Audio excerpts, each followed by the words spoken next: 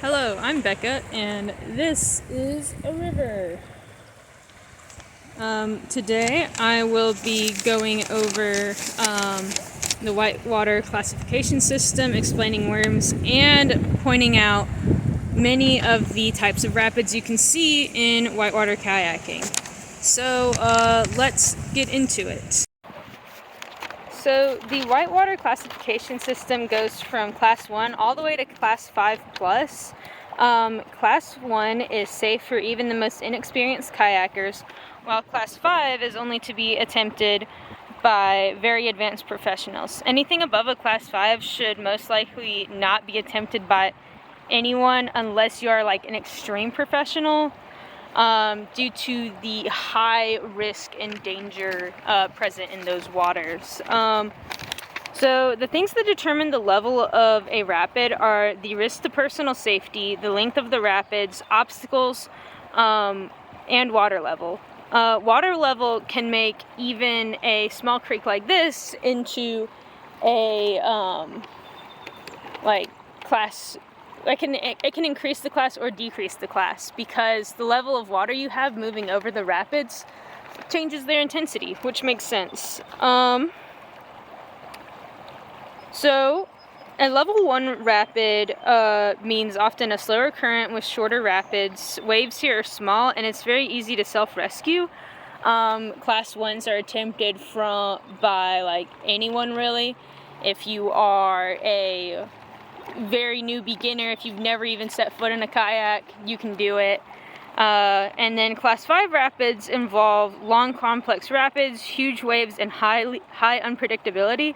There's also practically no chance of self-rescue, so if you flip, it's best to have someone on the shore who's able to throw a throw rope to you and pull you to the bank. And then every class between that, classes like 2 through 4, those are all, you can assume how they progress, with class 2 being easy and class 4 being hard, of course. And so now I will tell you about worms. Worms stand for water, obstacles, route, markers, and safety. So water means like where is the water flowing and like where's it leading, basically. Obstacles mean what's making the water flow like that. Are there any obtrusions in the bay like we have up there with that big pipe and that piece of bank that fell off? Or is it due to rocks like that? What path do you want to take? That's route.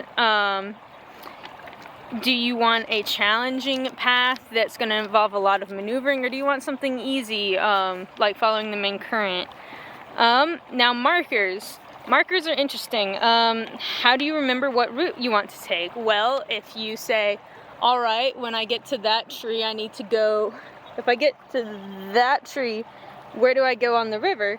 And so it basically gives you a way to kind of pinpoint where you are and where you want to go. It kind of sets it sets points for you to remember the next course of action in your paddling experience. And next, finally, S in worms. What's my backup plan if I flip or something else happens and goes wrong? So this is the safety aspect, which is really the most important aspect. Can you self-rescue in the area of rapids that you are struggling with? Or do you need somebody to stand on the bank with the throw rope for you? And so determining all of these factors allows you to have a very safe and enjoyable experience on the water. So next I'm going to start explaining some of the types of things you can see in the water, in terms of like types, basically like river geography, like what are certain things called in the water. So we're going to start on this creek, but then later on I'm going to go to a much larger creek, or not a creek at that point, a river, and I'll explain the rest. So starting off, this right here is an eddy. As you can see, the current is flowing down but this obtrusion is causing there to be an eddy line, and you can very clearly see it here. The eddy line is making it so that like water is flowing around this obstruction, and there's a calm spot inside the obstruction, and that's the eddy. So the eddy line is the current, and then the eddy itself is the calm spot. Next is identifying a waterfall. Probably gonna have to move somewhere else to do that because there's not much here. But you can see some examples of waves as I move up this creek due to the lighting. You can see where it's, you know, like the bobbing and weaving of the current over rocks along the bed. And yeah, I'll show you more in a second. That right there across the stream is a good example of an overhang. As you can see, the water is flowing under the overhang. And on a larger scale, this can be pretty dangerous for a kayaker. If the current disappears under the rock, that means it could suck you under the rock. So these things are best to be avoided. All of these rocks are examples of sieves, and sieves basically cause water to flow around them, and the kayaker has to be able to avoid them because the water is going to push you towards it. And yeah, it's a type of obstacle you can see often on rivers. That branch in the water is a good example of a strainer.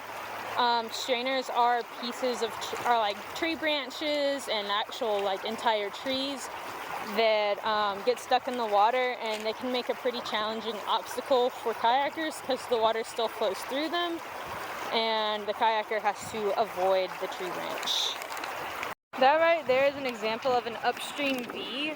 Upstream Vs often mean that there is a obstruction beneath the water, and you typically want to avoid upstream Vs because otherwise you're going to be hitting your boat on something or scraping. This right here, I think, is an example of a smiling hole, and holes are very dangerous on rivers because you can get your boat sucked underwater. It's what happens when the water basically goes over an obstruction and then goes down. They're very hard to escape if your boat gets trapped in one, and so you typically want to avoid them. Natural holes like this are easier to escape than man-made ones, yeah, so try to avoid things like that. Okay guys, I'm about to show you one of the most dangerous features that you can see in any river. If I can get in. Oh shit, that's slippery. Alright, we're heading up on it. Alright guys, this is pollution and plastic. It is not just dangerous for you, it's dangerous for the whole environment. Plastic is bad for the ecosystem. It really doesn't present a personal risk to kayakers, but it does present a risk to the thing that we love, which is the nature and the environment. It's the whole reason we're out on those crazy ass waters. Excuse my language. But so picking up any litter and pollution you see helps protect the environment, and it makes you a cool person. But yeah. Over there is another example of a small overhang. As you can see, the current is just flowing underneath the ledge of the bank, which leads to erosion. But also, most importantly, if you saw this on a large scale, if you got sucked under it, you would be in a lot of trouble, because it's very hard to escape a current that's pushing you under a rock. And you can't come up for air, so yeah. Don't let his smiling face fool you, but he's also litter that I kind of am grossed out by touching, but it's okay. More litter! Everyone, rejoice, but also condemn the people who dropped it. Ha ha ha. Ew, it's got ants in it. Yeah. Okay, in the cup. But yeah, no more litter here.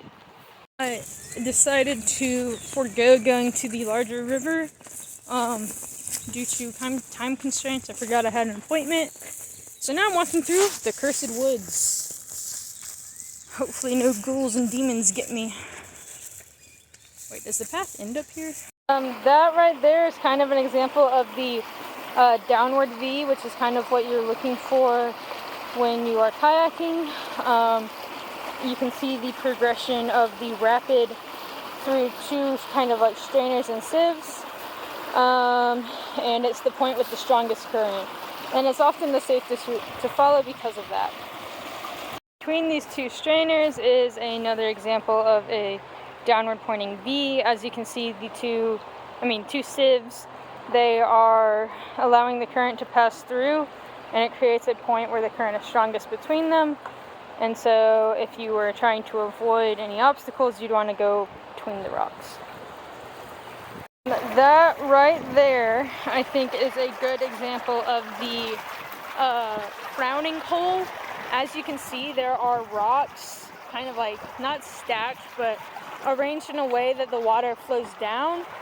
And it creates, since all of the rocks are pointing in a, kind of like a semicircle, I guess, they create a point where there's so much current hitting it at once that it can just pull things in and suck it down. Frowny face holes are more dangerous than smiling holes because it's more current all centered in one point. And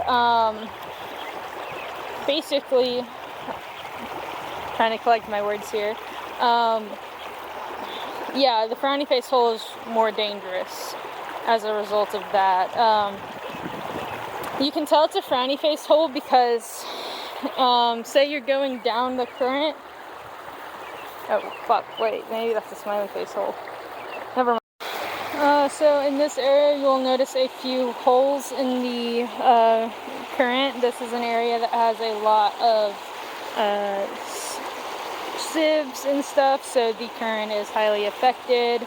As you notice there is a frowning hole. All of the water is being centered into one point, creating a turbulence that kind of like thrashes over itself. So if you're on a large-scale river, this would be really dangerous because if you got sucked into that, all of the water is still falling on top of you in a cycle, and it can be difficult to escape. Now, a smiling hole, like this really small hole right here, that results in a hole that's much easier to escape because you can kind of like sneak out the edges. You'll notice that there is a rock under the current right there that is creating it, and since it's rounded out, essentially, the water kind of has a chance to escape on the other sides, and you see a lot less of the overturning on itself. It's still incredibly dangerous, and you should avoid it on large-scale rapids, but yeah. Okay, everybody, I'm right beside the main road, but this is a great example of a waterfall. Very distinctive change in elevation, and as the water flows down, it cascades. You can also see here that you have another hole because the water is dipping down and it's creating all that circulation there. And yeah, that's probably the best example of a waterfall that's on this campus's property. So, hell yeah. Yeah. I hope you all enjoyed this video, especially my professor who I had to make this for. If you go kayaking, have fun with it. Stay safe. Remember your worms. And pick up any litter you see. And be good to the environment. Bye! You escaped me, plastic. Cold.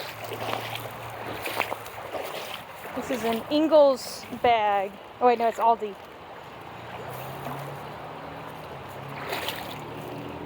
If I can reach it, it's really slippery.